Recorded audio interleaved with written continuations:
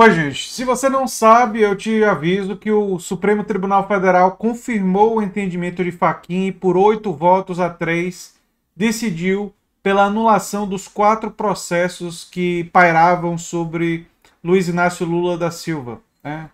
É, ficou confirmada, né, confirmado que esses processos estão anulados e Lula restabelece plenamente seus direitos políticos e agora, para ele ficar inelegível em 2022, seria necessário o que está sendo caracterizado como um tsunami jurídico, né? Você teria que ter uma enorme reversão, um novo juiz, coletar provas rapidamente e emitir um novo julgamento e tal. Enfim, nesse momento parece improvável, mas se tratando de Brasil, a gente nunca sabe, né? E no meio dessa notícia, que obviamente fortalece o Lula, que já tinha o poder data, né, 360, que algumas pessoas disseram nos meus comentários que faz parte da blogosfera petista, a poder data, nunca tinha ouvido falar disso. Primeira vez que eu ouvi falar que o poder 360 seria petista, né? Desconheço essa informação.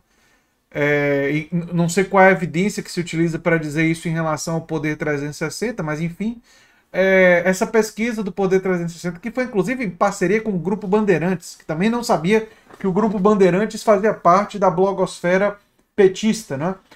Deu uma ampla vantagem a Lula no segundo turno contra Bolsonaro. E para nós a verdade importa, né? Então isso é a realidade, né? O retrato do momento. É claro que daqui até 2022 tem muita água que vai rolar, muita coisa vai acontecer e as coisas podem se alterar, obviamente. Inclusive, ninguém garante nem que Bolsonaro, nem que Lula vão estar lá no segundo turno. Tem muita coisa para acontecer, né? Nós temos, inclusive, muita coisa para fazer esse ano, com auxílio emergencial, distanciamento social, vacinação, para tentar minimizar o número de falecimentos, né? Mas o Deltan Dallagnol, vendo isso daí, falou uma besteira, realmente é difícil até caracterizar, não é? Ele disse que nenhum processo, ou seja, que fosse contra o Lula, que condenasse o Lula, não seria anulado. Ao que eu digo, o Deltan, e ele insinuou que é um vício do sistema e que o sistema premia a impunidade. Deltan, eu pensei que os políticos tipo Palocci e outros aí que tiveram presos com provas contundentes ainda estivessem na cadeia. Ou eles estão todos saíram da cadeia e eu não estou sabendo, né? Nenhum deles foi condenado e a condenação permaneceu. O problema do Deltan é que o Deltan mistura as bolas, né? Porque ele faz propositalmente, não é erro de raciocínio, não. Ele faz isso porque ele é uma figura desprezível. A gente já viu isso pela forma como ele falou de Dona Marisa, não é? Os diálogos vazados mostram a figura pequena que ele é, né? Porque ele, ao insinuar esse vício, ele está querendo tapar com o sol com a peneira, não é? Para evitar que as pessoas percebam que ele moveu processos fraudulentos. Ele está querendo que a gente se esqueça do PowerPoint, que a gente se esqueça que ele e o Sérgio Moro combinaram, não é, vários elementos do processo que o Sérgio Moro sugeriu para ele como arguir testemunhas, qual testemunha devia estar e tal. E ele obedecia, tratando o Sérgio Moro literalmente como o chefe da operação, que um advogado minimamente ético, que não é o caso do Deltan, obviamente, né? Venhamos e convenhamos, né? O Deltan passa bem longe da questão ética, né? Teria dito para o Sérgio Moro, quando o Sérgio Moro sugeriu aquilo teria dito: senhor juiz, esse não é o seu papel, você não pode estar selecionando fases da operação, tomando decisões sobre isso. O seu papel é julgar, o seu papel é avaliar e dar amplo direito tanto à acusação quanto à defesa, não é? E eu não posso ter acesso privilegiado desse tipo. Mas o Deltan disse isso? O Deltan agiu dessa forma? Obviamente que não, né? Então, estamos diante dessa fala. Até faltam uns adjetivos, porque assim, se eu dissesse tudo que eu estou pensando, esse vídeo seria limitado de distribuição, eu seria muito agressivo, e eu sairia digamos assim, do meu estilo. E eu não gosto de sair do meu estilo, né? Todo mundo sabe que eu tento ter um estilo educado, polido, no limite, né? Porque gente como o Deltan, eles testam esse limite o tempo todo, né? Constantemente estão testando o meu limite. Em relação ao cenário para 2022, o cenário de momento Lula está amplamente na frente, né? Mas eu gostaria de lembrar as pessoas que, caso seja a candidatura do PT que chegue ao segundo turno, né, o PT precisa encampar lutas históricas que não podem mais ser adiadas. E não é nem por uma questão apenas eleitoral, que isso fique muito claro. Porque Lula pode ganhar a eleição simplesmente porque ele é uma figura muito mais simpática do que o Bolsonaro, e o Bolsonaro, simpática no sentido da história dele, da trajetória política dele. Não dá para comparar com o horror do Bolsonaro, né? E o Bolsonaro fez tanta besteira recentemente que ele tem grande chance de que perderia para qualquer candidato. Quer dizer, é um candidato assim que se coloca porque tem aquele grupo ali fiel dos seus 30% que adoram ele, que para eles ele é o mito, né? Mas fora desses 30%, desses 33%, 34%, o resto da população parece que está finalmente acordando. É uma coisa meio gradual e tal, mas tá, né? Eu até suspeito que na eleição, chegando num segundo turno, parte da direita iria preferir apostar ainda no Bolsonaro, mesmo depois de tudo que ele fez, e a eleição ficaria um pouco mais apertada. Mas ainda assim, qualquer candidato teria grandes vantagens.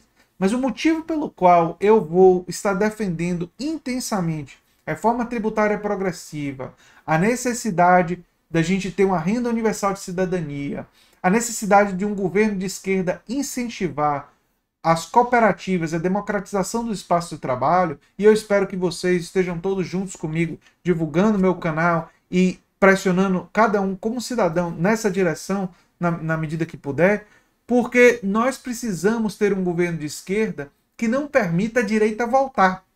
E aí eu vou explicar bem resumidamente.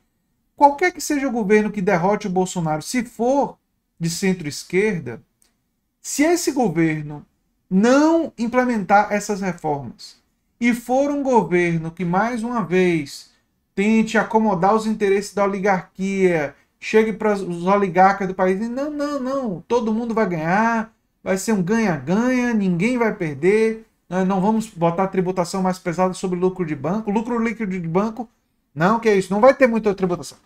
Se tiver uma centro-esquerda que fizer isso, e eu estou falando o PT do passado, mas isso se aplica a possíveis alianças que o PDT de Ciro Gomes faça, isso se aplica à Marina, que defendeu a autonomia do Banco Central no passado, isso se aplica a qualquer um, viu? Eu não acredito que o PSOL faria isso, mas até se no futuro o PSOL virar casaca, ou tiver gente do PSOL que vira, que eu não acredito, mas enfim, o meu argumento segue para qualquer um, não estou fulanizando, estou especificando. Se não fizer e não lutar intensamente por essas reformas estruturais necessárias, aí a crise que nós vivemos vai ser aprofundada, o sofrimento social vai ser aprofundado, e aí, 4 anos depois, a direita repaginada, liberal, faz um novo acordo com o fundamentalismo evangélico, cristão, teocrático, e junta com os liberais de novo, e vem e pode ganhar a eleição. Porque o povo frustrado vai tipo um pêndulo, né? Foi pro Bolsonaro e rejeitando o PT, e rejeitando a esquerda, né? E aí seria toda a esquerda, e não só o PT, mas tudo que representa o vermelho, né? Os vermelhos. E aí é um discurso até da Guerra Fria do Bolsonaro, né?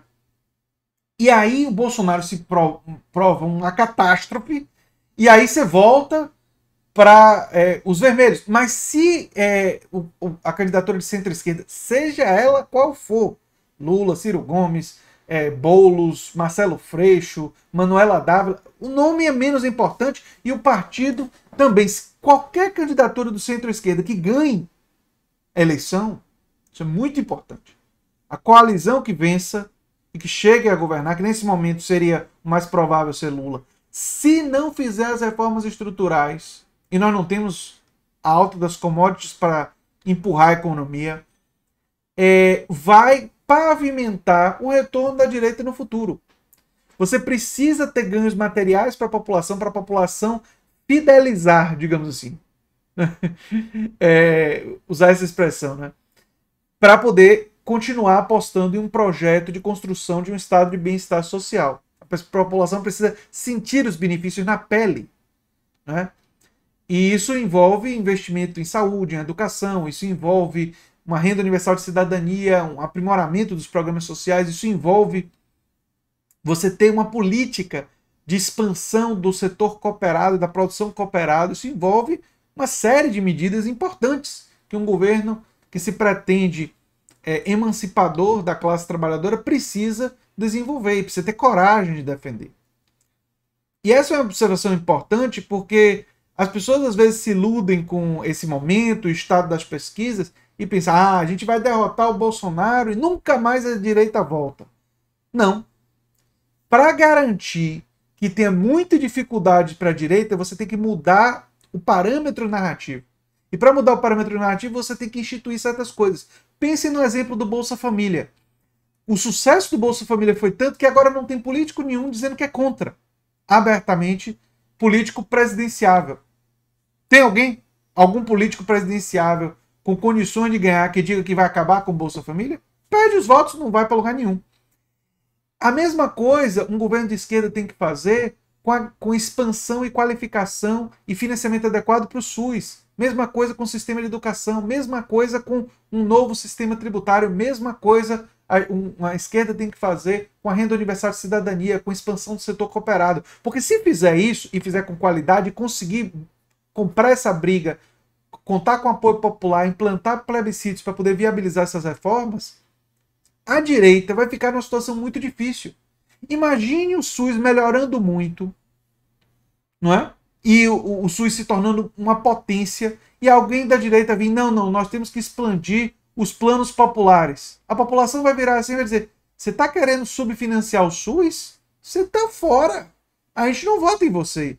Alguém implanta uma renda universal de cidadania, um governo centro-esquerda, e aí vem um político e diz, não, eu vou acabar com essa renda universal de cidadania, não vai ter mais isso não. Aí a população vai virar, a renda universal de cidadania tirou um monte de gente de pobreza, aqueceu a economia do bairro e melhorou a economia brasileira e ajudou a gente a ter mais liberdade de escolher o que a gente quer fazer da vida. Você quer tirar? A gente tira você. Então, você desloca a discussão para um outro espaço. E você desloca o espectro de possibilidades, né, para ir para um campo mais progressista, mais de esquerda, mais pró-trabalho. Isso é muito importante, gente, nesse momento. Eu poderia simplesmente fazer um vídeo dizendo as notícias, mas eu quis fazer um vídeo propondo e trazendo a minha análise. Eu acho que é muito mais rico para todos vocês. Eu sou André Teixeira Jacobino, canal Nova Máquina do Tempo, e eu torço para que vocês se inscrevam no meu curso introdutório sobre Marx. Inclusive, o curso eu vou discutir questões das cooperativas, do trabalho cooperado, da emancipação da classe trabalhadora. Temas que eu tratei nesse vídeo vão ser aprofundados no curso. E por isso, se você tiver interesse, o link para o curso vai estar no comentário fixado, né? No início do comentário fixado, logo no primeiro comentário, tem um link para o curso, você clica ali e você se inscreve. E, além disso, além dessa possibilidade de você se inscrever, se você não tiver condições nem de tempo ou de dinheiro nesse momento, você pode fazer a divulgação do curso em suas redes sociais e tudo mais. Eu agradeceria muito se vocês fizessem isso. Um abração e até o próximo vídeo. Tchau, tchau, gente.